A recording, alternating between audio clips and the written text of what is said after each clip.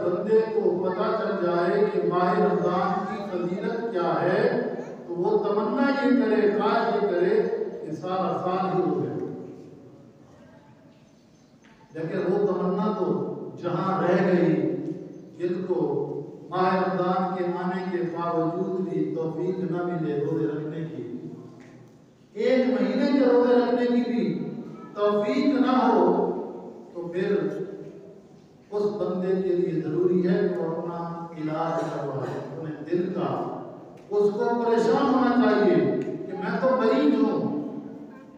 چلتا پھرتا جسم دیکھ کر ہمارے جسم کے کسی حصے میں کوئی خرابی آ جائے، پیٹ میں درد ہو، سر میں درد ہو، یا جسم کے کسی حصے میں پھوڑا نکل آئے، ہم کتنے پریشان ہوتے ہیں۔ چہرے میں پھوڑا نکل آئے، ہم کہتے ہیں کسی کو منہ کیسے دکھائیں گے، آنکھ کے اندر عیب آ جائے پریشان ہوتے ہیں کہ لوگوں کو ہم اپنا چہرہ کیسے دکھائیں گے۔ بھائی یہ تو جسم ہے، اور جسم اگر ٹھیک نہ بھی ہو،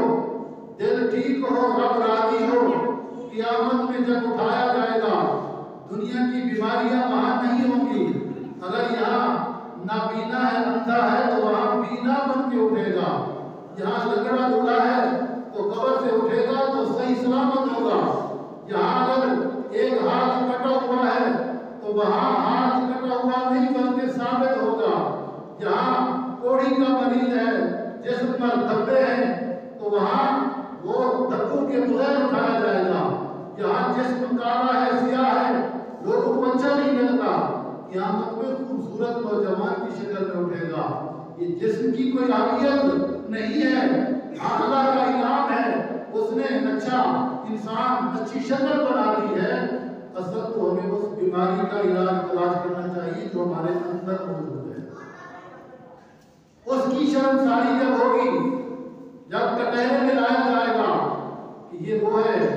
جو بدکاری کرتا تھا، یہ وہ ہے جو شراب پیتا تھا، یہ وہ ہے جو قتل کرتا تھا، یہ وہ ہے جو جھوٹ بولتا تھا، یہ وہ ہے جو غیبت کرتا تھا، یہ وہ ہے جو چغل خوری کرتا تھا، یہ وہ ہے جو سامان میں مال میں ملاوٹ کرتا تھا، یہ وہ ہے جو کم توڑتا تھا، اور یہ وہ ہے جو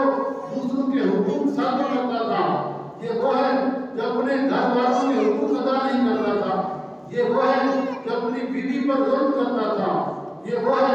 اپنے والدین موجود ہونے کے باوجود ان کی پرواہ نہیں کرتا تھا۔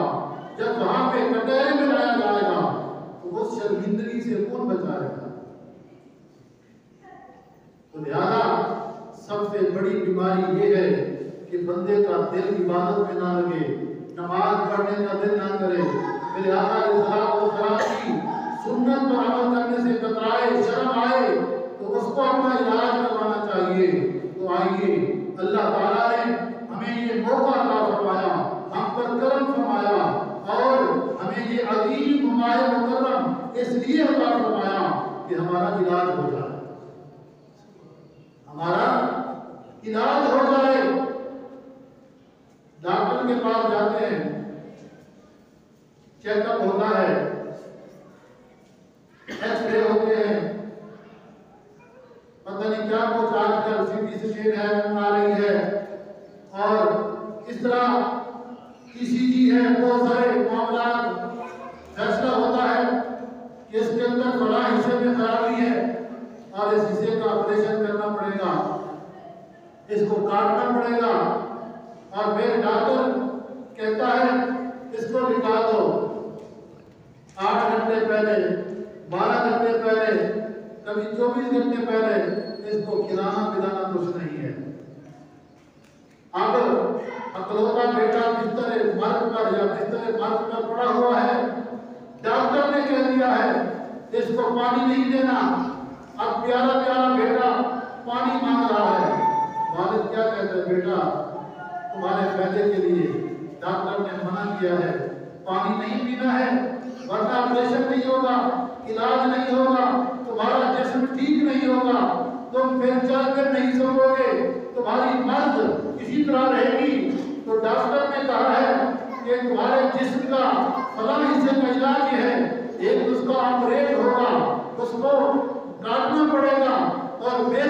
24 گھنٹے پہلے، 20 گھنٹے پہلے، 12 گھنٹے، 10 گھنٹے، 8 گھنٹے پہلے کچھ کھلانا نہیں ہے۔ وہ کہتا ہے میرے ہونٹ خشک ہو گئے ہیں، مجھے تھوڑا سا تو پانی کپڑا گیلا کر کے تو لگا دو۔ وہ اتنے تک مانگ رہا ہوتا ہے، لیکن والد ہے، پیارا بیٹا ہے، پھر بھی پانی نہیں دیتا۔ کیوں؟ مرد کا علاج کرنا ہے۔ یہ ڈاکٹر دنیا کا ڈاکٹر ہے، اس کے علاج میں کمی بیشی ہو سکتی ہے، غلط فہمی ہو سکتی ہے، انسانی غلطی ہو سکتی ہے، لیکن جو قادر مطلق ہمارا خالق و مالک ہے، آئیے اسی چیز کو، اس مثال کو مد نظر رکھتے ہوئے اس نے ہمیں کیا حکم فرمایا؟ بندے تیرے دل کے اندر زنگ لگ چکا ہے، تو گناہ کر کے تیرا دل بیمار ہو چکا ہے، تیرے دل کے اندر بہت ساری بیماریاں آ چکی ہیں، جھوٹ کی بیماری، غیبت کی بیماری، بدکاری کی بیماری، کم توڑنے کی بیماری، اور دوسروں کی حق کھانے کی بیماری، اور بدکاری، گناہ، اور اس طرح کی بہت ساری کینہ، بغض، حسد تیرے دل میں اتنے گھر کر چکے ہیں، یہ دل تجھے نظر نہیں آ رہا، رب نے بنایا، فرمایا یہ تیرا دل بیمار ہو چکا ہے، اب اس کا علاج کرنا ہے۔ اگر علاج کس طرح کرنا ہے؟ فرمایا کہ جو دل جس کا مردہ ہو چکا، بیمار ہو چکا، وہ ماہ رمضان کے روزے رکھے اور کھانا پینا دل کو بند رکھے، اس کا دل جسمانی طور پر بھی اس کو صحت مل جائے گی، اور جو گناہ کی بیماری لگی ہوئی ہے رب کریم اس کو بھی صاف فرما دے۔ تو یہ ہے روزہ۔ تو بھائی اگر ہم ڈاکٹر کی بات مان کے یہ چند سالوں کا جسم رہنے والا، اس کی جو بھی کیفیت ہے میں نے پہلے بتا دیا کہ یہاں لنگڑا دولہا جہاں پہ ہے قیامت والے دن نہیں ہوگا، جہاں نابینا ہے وہاں نہیں ہوگا، جہاں گونگا ہے وہاں گونگا نہیں ہوگا، جہاں بہرا ہے وہاں بہرا نہیں ہوگا، جہاں جسم کے اندر کوئی دھبا ہے وہاں نہیں ہوگا۔ تو یہ تو جسم عارضی ہے، لیکن جس چیز نے ہمیشہ رہنا ہے انسان کا دل، اس کی روح ہے، جس نے جنت کے اندر لطف اندوز ہونا ہے، اگر یہ بیمار رہی اور اس کا علاج نہ ہوا تو پھر اس نے جنت میں نہیں جانا، پھر اس کو جہنم میں جلایا جائے گا۔ تو رب تعالیٰ نے ہمیں علاج بتایا اور قرآن پاک کے اندر حکم فرمایا، ارشاد باری تعالیٰ ہوا، یا ایھا الذین آمنوا کتب علیکم الصیام،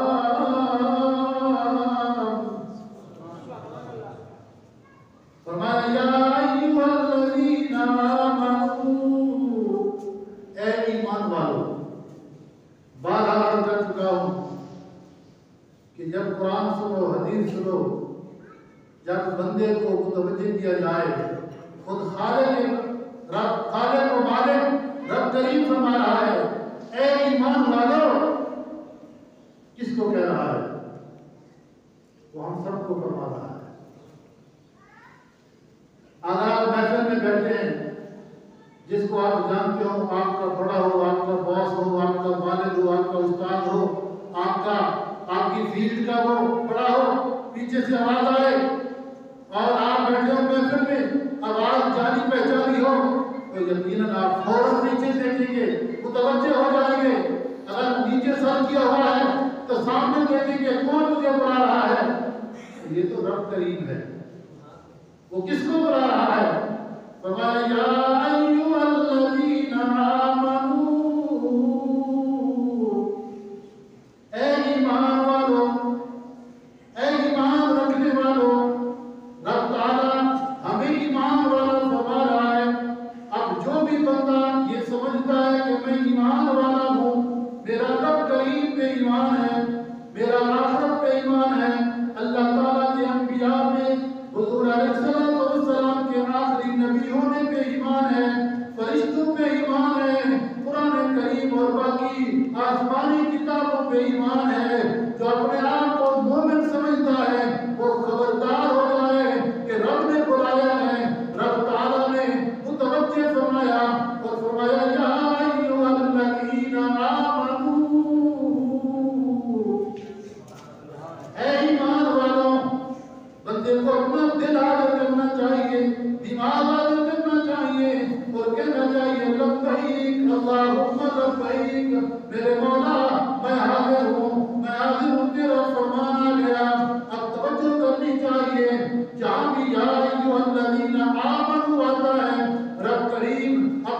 بندوں کو مومن کہہ کر متوجہ فرما کر کوئی نہ کوئی حکم اللہ تعالیٰ صادر فرماتا ہے، کوئی نہ کوئی حکم ہوتا ہے، کوئی نہ کوئی پیغام ہوتا ہے، تو بندے کا پیغام تو ہم سنیں غور سے، تو رب کے پیغام کی طرف توجہ ہی نہ ہو، بس ہم یہ دیکھیں کہ مولوی صاحب کیسے اشارے کر رہے ہیں، کیسے ترک لگا رہے ہیں، یہ کیسے زور لگا رہے ہیں، اس طرف تو توجہ ہو ہماری، لیکن اس طرف توجہ نہ ہو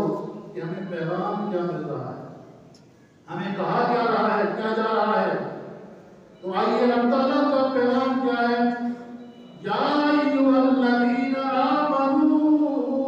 اے ایمان والوں، کتب علیکم الصیام،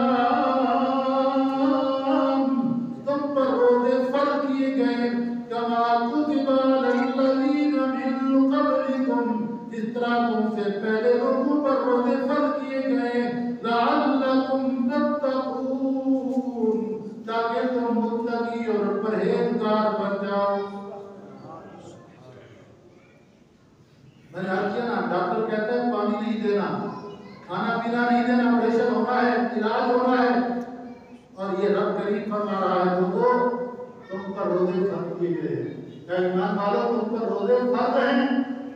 اے نوجوان ذرا غور کر، جس کو توفیق نہیں ہو رہی ہے روزے رکھنے کی، دل بیمار ہے اس لیے توفیق نہیں ہو رہی، دل مردہ ہو چکا ہے، اب اس کا علاج کرنا ہے۔ علاج تب ہوگا جب رب کی بارگاہ میں جھکیں گے، رب کی بارگاہ میں سجدہ ریز ہوں گے، اس کے فرائض بجا لائیں گے، اور روزہ بھی ان فرائض میں سے ایک فرض ہے، ارکان اسلام میں سے ایک اہم رکن ہے، تو لہذا یہ فرض ہے۔ رب تعالیٰ نے وجہ بھی بتا دی کہ تمہارے اندر جو بیماریاں لگ چکی ہیں، یہ روزے رکھو، اللہ تعالیٰ کا حکم مانو، اللہ تعالیٰ کے کرم سے تم متقی بن جاؤ گے، پرہیزگار بن جاؤ گے، تمہارے دل کا علاج ہو جائے گا۔ جسمانی علاج کے لیے ڈاکٹروں کے پاس جاتے ہو، آؤ اگر دل کا علاج کرنا ہے تو میرے رب کے احکامات بجا لاؤ، اللہ تعالیٰ کے حبیب علیہ السلام کے متبع بن جاؤ، اتباع کرنے والے بن جاؤ، دل کا علاج ہو جائے گا۔ وگرنہ قبر پانی ہے، ہاں جس کو پتا ہو کہ میں قبر میں نہیں جاؤں گا، جس کو یقین ہو کہ میرا قبر سے کوئی تعلق نہیں ہے، میں تو کسی اور شارٹ کٹ راستے سے جاؤں گا، یا قبر کی بجائے میں کسی اور بھاگ میں چلا جاؤں گا، یا قبر کی بجائے میرے لیے کوئی اور مقام ہے، تو اس کی مرضی ہے۔ لیکن جس کو یہ پتا ہے کہ میں نے قبر میں جانا ہے، اور قبر میں نکیر نے آنا ہے، منکر نکیر نے آنا ہے، سوال کرنے ہیں، اور پھر وہاں پہ اللہ تعالیٰ کے حبیب علیہ السلام کا دیدار کرایا جانا ہے، پوچھا جانا ہے ما کنت تقول فی ھذا الرجل، ان کے بارے میں دنیا میں کیا کہتا تھا۔ اگر اللہ تعالیٰ کے رسول اپنے پیارے حبیب علیہ السلام کو منہ دکھانا ہے اور ان کے سامنے سرخرو ہونا ہے، اور پھر قبر سے اٹھائے جانے کے بعد رب تعالیٰ کی بارگاہ میں حاضر ہونے سے خوف ہے اور وہاں حاضر ہونے کا یقین ہے، اگر ان باتوں پر ایمان ہے تو پھر علاج ایک ہی طریقہ ہے، رب کی بات ماننی پڑے گی، اللہ تعالیٰ کے احکام پر عمل کرنا پڑے گا، اللہ تعالیٰ کے رسول کریم صلی اللہ علیہ وآلہ وسلم کی اتباع کرنی پڑے گی۔ تو آئیے روزہ ماہ رمضان آ گیا، یہ اللہ تعالیٰ کا ایک عظیم انعام ہے، یہ آیا ہی بخشش کے لیے ہے۔ بندوں سے جو غلطیاں ہو جاتی ہیں، رب تعالیٰ نے یہ مہینہ اپنے حبیب علیہ السلام کی امت کو اس لیے عطا فرمایا کہ ایک مہینے ماہ رمضان سے لے کر دوسرے تک بہت سارے گناہ ایسے ہیں کہ جو روزہ رکھنے سے، ماہ رمضان کے احترام میں روزہ رکھنے سے اور عبادات کرنے سے اللہ کریم بہت سارے گناہ ہیں جو بالکل بندے کو ان سے اللہ تعالیٰ پاک صاف فرما دیتا ہے۔ یہ عظیم مہینہ یہ کس کے لیے آیا ہے؟ یہ علماء کے لیے نہیں آیا، پیروں کے لیے نہیں آیا، غریبوں کے لیے نہیں آیا، مالداروں کے لیے صرف نہیں آیا، یہ روزہ ہر مسلمان کے لیے ماہ رمضان آیا ہے، ہر مسلمان جو عاقل اور بالغ ہے، جب وہ بالغ ہو چکا ہے، اس کے بعد سے یہ ماہ رمضان اس کو پکار رہا ہوتا ہے۔ فمن شہد منکم الشہر فلیصم، قرآن کہہ رہا ہے کہ جس کی موجودگی میں ماہ رمضان آ جائے، جو ماہ رمضان کو پال ہے، اس کو چاہیے، اس پر فرض ہے کہ وہ اس کے روزے رکھے، وہ اس کے روزے رکھے، کیونکہ ماہ رمضان کی عظمتیں، اس کی شان، روزے کی شان بہت ساری ہیں، طویل فہرست ہے، لیکن اتنا ضرور ذہن میں رکھیے کہ میرے آقا علیہ الصلوۃ والسلام جب ماہ رمضان آتا، حالانکہ صحابہ کرام کو بھی پتہ ہوتا تھا کہ ماہ رمضان آ رہا ہے، آ چکا ہے، لیکن اس کے باوجود میرے آقا کریم صلی اللہ علیہ وآلہ وسلم باقاعدہ اعلان فرما کر صحابہ کرام کو آمد رمضان کی خوشخبری عطا فرماتے ہیں۔ اور ایک خطبہ میں فرمایا، یا ایھا الناس قد اضلکم شہر عظیم، لوگوں تمہارے اوپر ایک عظیم مہینہ سایہ فگن ہو رہا ہے، تمہارے اوپر ایک عظیم مہینے کا سایہ آ چکا ہے۔ اس کے اندر فرمایا کہ یہ وہ مہینہ ہے کہ اس کے اندر اگر کوئی ایک فرض ادا کرتا ہے، اللہ تعالیٰ اسے ایک کے بدلے میں 70 کا ثواب عطا فرماتا ہے۔ یعنی مثال کے طور پر فجر کی نماز میں 2 فرض ہوتے ہیں، 2 سنتیں اور 2 فرض، تو اگر 2 فرض صبح کے ادا کرتا ہے تو اللہ تعالیٰ ماہ رمضان کے اندر صبح کے 2 فرض ادا کرنے پر 140 رکعت کا ثواب عطا فرماتا ہے۔ فرض کا ایک کا ثواب 70 کے برابر ہو جاتا ہے۔ اور فرض کی شان کیا ہے، فرائض کی عظمت کیا ہے؟ ہم تو صرف یہ سن لیتے ہیں کہ 2 رکعت فرض ہے، 4 رکعت فرض ہے، روزہ فرض ہے، حج فرض ہے، زکات فرض ہے، نماز فرض ہے، تو ہم نے نام سنا، لیکن ان کی عظمت اور شان فرض کی کیا ہے کہ ایک کے بدلے میں اللہ کریم 70 عطا فرما دیتا ہے۔ حدیث میں ہے، حدیث قدسی ہے، رب کریم کا فرمان ہے کہ بندہ سب سے زیادہ جس چیز کے ذریعے میرا قرب حاصل کرتا ہے وہ میرے فرائض ہیں۔ وہ کیا ہے؟ فرض عمل ہے۔ کلمہ شہادت مسلمان ہونے کے لیے شرط ہے، ارکان اسلام میں سے ضروری ہے۔ اس کے بعد پھر اعمال کا کام شروع ہوتا ہے، تو اس کے بعد نماز پڑھنا فرض ہے۔ 5 وقت نماز پڑھنا فرض ہے۔ روزے رکھنا ماہ رمضان کے فرض ہے۔ اگر صاحب نصاب ہے تو اپنے مال کی زکات نکالنا فرض ہے، سال کے بعد 1 مرتبہ۔ اور اگر صاحب استطاعت ہے، صحت مند بھی ہے، سفر کر سکتا ہے، تو پھر زندگی میں 1 مرتبہ حج کرنا بھی فرض ہے۔ اور بھی فرائض آتے ہیں۔ فرمایا کہ سب سے زیادہ جو قرب میرا حاصل ہوتا ہے، جو بندہ میرے قریب زیادہ ہوتا ہے، میرا مقرب بنتا ہے، سب سے زیادہ جو کام ہے وہ میرے فرائض ہیں۔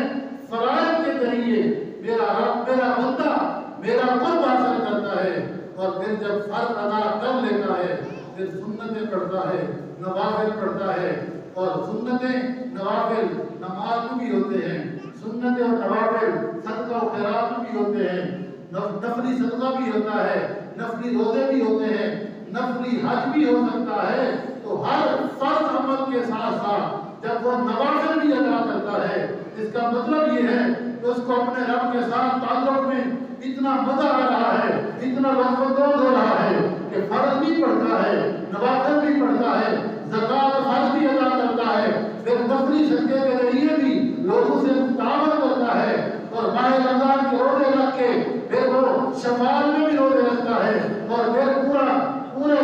11 مہینوں میں مہینے کے اندر کچھ دن کے روزے رکھتا ہے۔ یہ نفلی عبادتیں بھی کرتا رہتا ہے۔ رب نے فرمایا کہ ایک نوافل پڑھتے پڑھتے وہ اتنا میرا پیارا بن جاتا ہے، اتنا میرا مقرب بن جاتا ہے، اتنا میرا قرب حاصل ہو جاتا ہے کہ پھر اس کے اندر پھر یہ ظاہری طاقت جو میں نے ہر بندے کو دی ہوئی ہے، کافر کو بھی دی ہوئی ہے، منافق کو بھی دی ہوئی ہے، مسلمان کو بھی دی ہوئی ہے، آنکھ سے اس سے ہم بھی دیکھتے ہیں جہاں تک نگاہ جاتی ہے، ہم بھی دیکھتے ہیں، کافر بھی دیکھتا ہے، منافق بھی دیکھتا ہے، بدکار بھی دیکھتا ہے، آواز آئے ہم بھی سنتے ہیں، کافر بھی سنتا ہے، یہ تو ہر ایک کے لیے ہے۔ رب نے فرمایا اس کے اندر پھر یہ طاقت الگ ہو جاتی ہے، پھر ایک اور طاقت آ جاتی ہے جب وہ نماز پڑھتا رہتا ہے، میرا مقرر بنتا رہتا ہے، تو پھر کیا ہوتا ہے، اس کی آنکھ بن جاتا ہوں جس سے وہ دیکھتا ہے،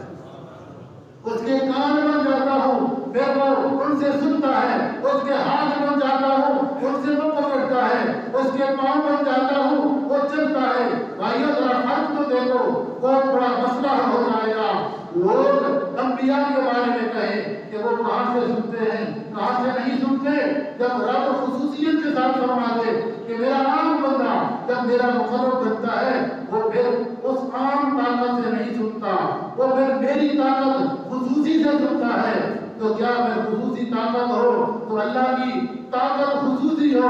دیوار دیکھنے میں آڑے آ سکتی ہے؟ پھر طاقت ربانی ہو، کیا دیوار سننے میں آڑے آ سکتی ہے؟ پھر اسی سے سمجھو، میرے آقا نے اسی لیے میدان احد میں فرمایا تھا، میرے آقا نے صحابہ کو فرمایا، میرے صحابہ مجھے میرے رب کی قسم ہے میں بیٹھا میدان احد میں ہوں، میری نگاہ حوض کوثر پر ہے۔ اس کو سمجھو کہ جنگوں میں نہ پڑا جائے کہ اللہ کے نبی کہاں سے سنتے ہیں، کہاں سے نہیں سنتے، اللہ کے ولی کہاں سے سنتے ہیں۔ میرے رب نے مسئلہ حل فرما دیا، حدیث قدسی میں بتا دیا کہ وہ میرا بندہ پھر ربانی طاقت کا مالک بن جاتا ہے۔ عام آنکھ سے تو ہر ایک دیکھتا ہے، عام کانوں سے تو ہر ایک سنتا ہے، لیکن جو پھر میرا بن جاتا ہے پھر وہ آنکھ نہیں رہتی، وہ کان نہیں رہتے، پھر وہ ہاتھ نہیں رہتے، پھر ہاتھ ادھر نہیں ہوتے، وہ ہاتھ اٹھائے تو وہ جنت کے میوہ جات تک بھی پہنچا سکتا ہے۔ لہذا یہ تمام چیزیں ہمارے قرآن و حدیث میں موجود ہیں، وہ میرا موضوع نہیں ہے، یہ ساری چیزیں موجود ہیں کہ اللہ تعالیٰ کی جب طاقت آتی ہے تو پھر وہ عام طاقت نہیں ہوتی ہے، پھر مہینوں کی مسافت سے بلقیس کا تخت آگ جھپکنے میں حضرت سلیمان علیہ السلام کے سامنے ان کا امتی، ان کی امت کا ولی بھی لا کے رکھ دیتا ہے۔ تو لہذا فرض کی اہمیت کیا ہے؟ روزہ دار جب روزہ رکھتا ہے تو ایک فرض ادا کرتا ہے تو 70 فرائض کا ثواب ملتا ہے، اور ماہ رمضان میں اگر نفل ادا کرتا ہے اللہ تعالیٰ اس کو نفل کے بدلے میں فرض کا ثواب عطا فرماتا ہے۔ تو ماہ رمضان کی عظمت اور شان یہ بہت بڑی ہے۔ مختصراً یہ یاد کر دو، اللہ تعالیٰ کا فرمان کا خلاصہ ہے حدیث قدسی کا، فرمایا کہ بندہ کوئی نیک کام کرتا ہے تو اس کی نیت کے مطابق اس کو نیکی، ہر نیکی کا بدلہ عام روٹین میں 10 سے لے کر 700 گنا تک فرمایا اس کا ثواب عطا فرماتا ہوں۔ لیکن فرمایا روزے کی معاملہ الگ ہے، روزے کے لیے یہ معیار نہیں ہے۔ کیوں؟ علماء نے لکھا وجہ یہ ہے کہ روزے کا جو اجر و ثواب ہے نا وہ بندے کے دماغ میں آ ہی نہیں سکتا، بندے کو سمجھایا نہیں جا سکتا تھا، اس لیے رب نے فرمایا روزے کے بارے میں ایک الگ کلیہ ہے، الگ اصول ہے، اتنا سمجھ لو روزہ میرے لیے، اس کا جزا، اس کا بدلہ میں اپنی شان کے مطابق عطا کروں۔ تو پھر بھی ہم روزے سے بھاگیں، روزے کو بوجھ سمجھیں تو یہ ہمارا علاج بھی ہے، ثواب بھی ہے، اور جنت کا ذریعہ بھی ہے، نعمت خداوندی کا ذریعہ بھی ہے، اور دیدار خداوندی کا بھی ذریعہ ہے۔ اللہ تعالیٰ ہمیں عمل کی توفیق عطا فرمائے، اس ماہ محرم کا ادب احترام کرنے کی توفیق عطا فرمائے۔ آمین۔ وآخر دعوانا ان الحمد للہ۔